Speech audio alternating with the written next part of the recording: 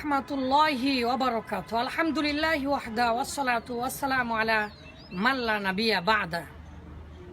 প্রশংসা আল্লাহ তাআলার জন্য, যিনি পৃথিবীর সর্বশ্রেষ্ঠ মহা মানবকে সৃষ্টি করেছেন সমগ্র বিশ্বজাহানের উৎসাহ অনুপ্রাণিত করার জন্য। আলহামদুলিল্লাহ। দরুদ পাঠ করছি সাল্লাল্লাহু আলাইহি ওয়াসাল্লাম মেয়ের উপরে, যাকে দেখলে, যার কথা শুনলে আমরা অনুপ্রাণিত হই। সাল্লাল্লাহু আলাইহি ওয়াসাল্লাম এমন অনুপ্রাণিত হয়েছিলেন, রাসূল সাল্লাল্লাহু আলাইহি ওয়াসাল্লাম তিনটি কথা বলেছিলেন। মুসনাদে আহমদ সহ অন্যান্য হাদিস গ্রন্থে এসেছে। উকবা ইবনে আমির হতে বর্ণিত, উকবা বলছেন, সুম্মা লাকিতু রাসূলুল্লাহ সাল্লাল্লাহু আলাইহি ওয়াসাল্লাম, আমি রাসূল সাল্লাল্লাহু আলাইহি ওয়াসাল্লামের সাথে সাক্ষাৎ করলাম। ফাবতাদাতু, আর আমি শুরু করলাম আগে। ফাখাযতু বিয়াদিহি, আল্লাহ রাসূলের হাত আমি ধরলাম। তারপরে বললাম, ইয়া রাসূলুল্লাহ সাল্লাল্লাহু আলাইহি ওয়াসাল্লাম, আখবিরনি বিফাওয়াদিল আমাল, ইয়া রাসূলুল্লাহ, আপনি উত্তম আমলে আমাকে শিক্ষা দিন, আমাকে খবর দিন, যাতে আমি অনুপ্রাণিত হই। রাসূল মুহাম্মদ সাল্লাল্লাহু আলাইহি ওয়াসাল্লাম বললেন, ইয়া উকবা, ও উকবা, সিলমান কতআকা, তোমার সাথে যে সম্পর্ক বিচ্ছিন্ন করেছে তার সাথে তুমি সম্পর্ক স্থাপন করো। কেননা আল্লাহ রাসূল অপর হাদিসে বলেছেন, লা ইয়াদখুলুল জান্নাতা কাতি', আত্মীয়তার বন্ধন ছিন্নকারী ব্যক্তি জান্নাতে যাবে না। উকবাকে বলছেন, সিলমান কতআকা, যে তোমার সাথে সম্পর্ক ছিন্ন করেছে তার সাথে তুমি সম্পর্ক স্থাপন করো। ওয়াফু আম্মান যালামাকা, যে তোমাকে অত্যাচার, যে তোমাকে অসহ্য যন্ত্রণা তোমার সাথে অত্যাচার করেছে তাকে তুমি ক্ষমা করে দাও।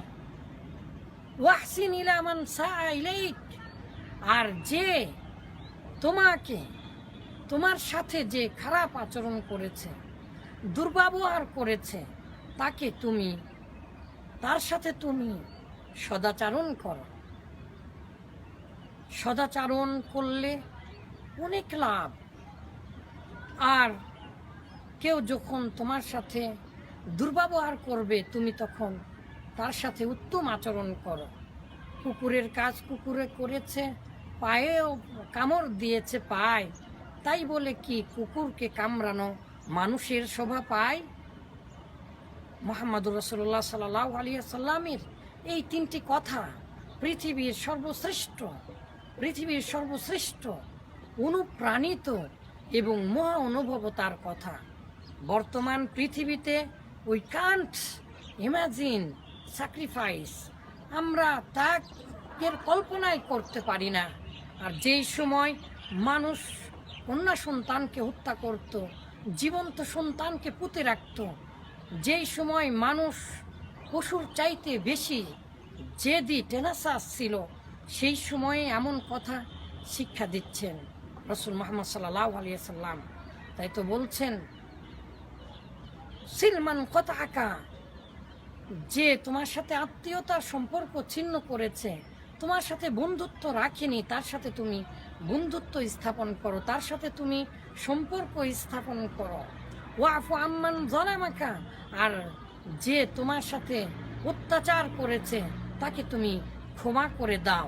অপর হাদিসে এসেছে, ওয়াতি মান হারামাকা, যে তোমাকে বঞ্চিত করেছে তাকে তুমি দাও। ওয়াহসিন ইলা মান সাআ ইলাইক, আর যে তোমার সাথে দুর্ব্যবহার করেছে তার সাথে তুমি সদাচরণ করো। হাদিসটি মুসনাদে আহমদ সহ অন্যান্য হাদিসে এসেছে। নাসিরউদ্দিন আলবানী রাহিমাহুল্লাহ তিনি সিলসিলাতুস সহিহার মধ্যে হাদিসটিকে সহিহ বলেছেন। সম্মানিত সুধী, বর্তমান তো selfishness is the best health. It's established in the present world and present situation. All situation can be changed, but selfishness can't change.